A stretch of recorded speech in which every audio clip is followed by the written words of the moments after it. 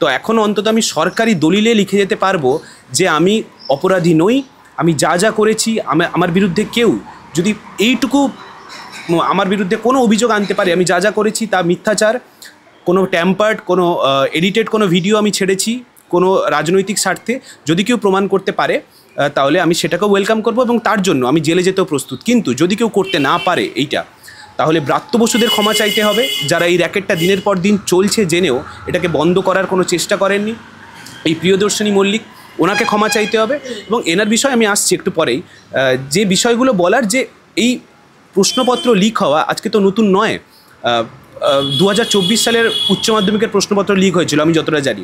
আমি নিজে ফুড সিকিউরিটির একটা এক্সাম দিয়েছিলাম, ফুড এসআই ওর একটা এক্সাম দিয়েছিলাম, তার রেজাল্ট এখনও অবধি বেরিয়েছে কিনা আমার জানা নেই।